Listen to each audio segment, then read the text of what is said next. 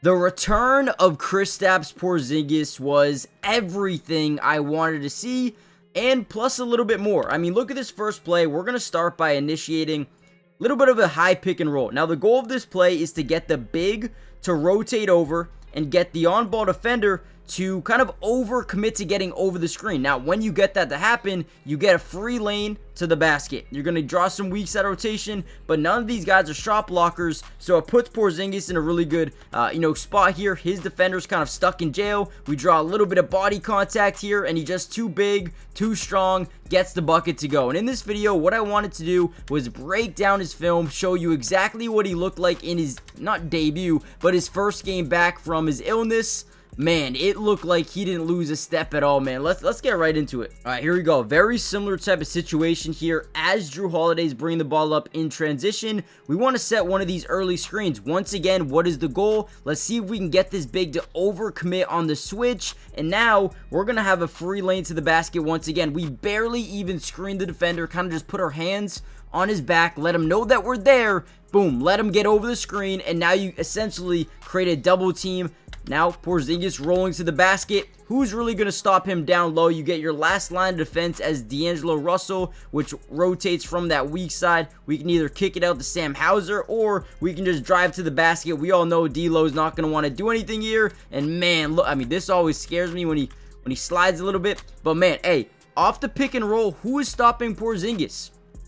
Right? Because realistically, every time he sets his screen, unless Al Horford is on the floor, the big is going to be playing over that three-point line. So now, every single time, the last line of defense is going to be whoever's guarding Sam or JB on the opposite or the strong side corners, and Porzingis gets a nice finish.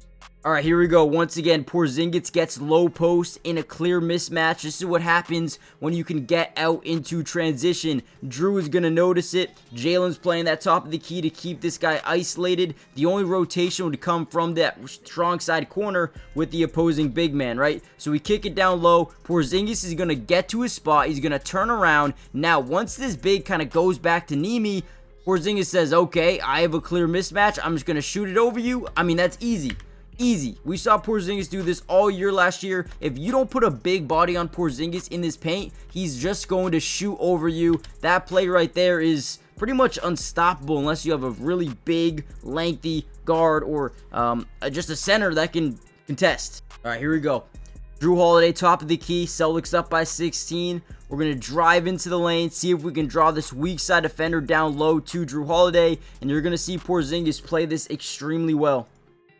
So Jrue drives, that weak side rotation from the guard does happen. Look at Jrue, he's going to stop. He's going to find that roller here in Porzingis. And again, easy throwdown. You can't stop. This is why defenses struggle to guard Boston, because once that big gets switched on to anybody, Peyton Pritchard, Jaylen Brown, Jrue Holiday, Tatum, it leaves a clear mismatch down low with Porzingis every single time. And all you have to do, drive, draw weak side, and then you find him wide open underneath the basket for another dunk. All right, here we go again. Another high pick and roll with Porzingis. This is where he makes a lot of his bread.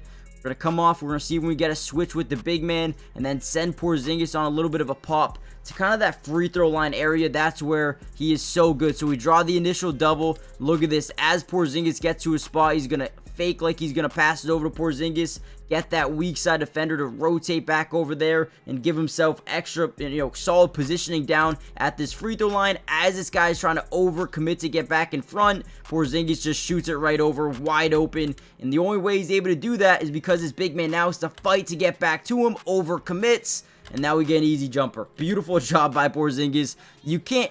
Dude, I love watching him play. I'm so happy he's back into the lineup. He had 14 points in the fourth quarter. This should not have been a close game, but you'll realize that the Celtics are doing something where every other game they're resting guys, right? They want to be healthy. They want to be well rested, whether it's Derek White and Al or Jaylen Brown and Porzingis. You're going to see a lot of guys take some games off just to get ready for this playoff run that they're going to go on. All right, real quickly, guys, before we break down any more of this game, do me a big time favor. Hit the like button, subscribe to the channel, join the family if you want more Celtic breakdowns, more Kristaps Porzingis breakdowns. We got you guys covered. Join the family, turn on post notifications, and let's dive right back into some more film here. So we get a screen. Once again, all we want to do is allow him to get over once Jrue comes off it, right? Roll the basket. Now, they kind of started to switch up their defense and put these bigger guys down low. So now that Porzingis gets his lanes to the basket, he doesn't have a clear mismatch. You do have a big man down here, but look at this. Pump, fade away mid-range, easy money. Off the pick and roll. A lot of these are going to come off these pick and rolls. Boom. Look at the ability to stop on a dime here. Once again, look at all the attention he's able to, bring in. I'm telling you right now, they're going to watch film, in the playoffs. They're going to notice how much attention that he draws, and he's going to start making the kick out to the corner here to Payton Pritchard. But for now, fade away, mid-range, easy money. You're not stopping him inside that painted area. I'm sorry. All right, truthfully, this is probably one of my favorite plays. So we're going to initiate a fake DHO, okay? So what does this mean? It just means a DHO, but it's not a DHO. It's going to look like he's going to come over here, hand off the basketball, but instead, once his defender fully commits, because you already see this backside big, looks like he wants to get over this screen and prepare for the dribble handoff, right? But instead of handing that ball off, we're going to roll right to the basket. We've saw them doing that all game, prematurely playing over the screen, and once you do that, boop, right to the basket, has that leverage, and now we get an easy, not even easy, a great bucket there by Kristaps. A little bit of a foul and one. Sound dumb. Come on, man. Come on, man. This team, I'm telling you, a lot of people are kind of sleeping on them right now, saying the Cavs, the Bucks, Celtics are really good. They rest almost half the team every night. All right, here we go again. Now, this time, we're actually going to run the DHO, okay? So, dribble handoff. We're going to run towards Pritchard. We're going to hand it off to him, have him come off this thing, drive into the lane. We're going to sit back at that three-point line and see how this defense plays. So, dribble handoff. We get the screen. He goes by it. Big man starts to rotate over. You're going to see great rotation by the defense. Luke Cornett attacking that baseline. Baylor, right, getting to the top left of the key. And then you get Porzingis just sitting at the top of the arc because no one's guarding him. So, boom, that they have to pick up that weak side lob threat. And Luke, they kick out to Baylor. Baylor draws rotation. We find Porzingis, who's wide open. Doesn't even hesitate. Easy three. Again, great basketball coming off the Porzingis high pick and roll. DHO. It's unstoppable. I don't care if you're running with Pritchard, Drew, Jason, Jalen. This team plays differently when Porzingis is on the floor. Honestly, he's an X factor again this year. And then here we go. Tatum drawing a bunch of attention. Finds the cutting, rolling Porzingis, throws it down on the big man.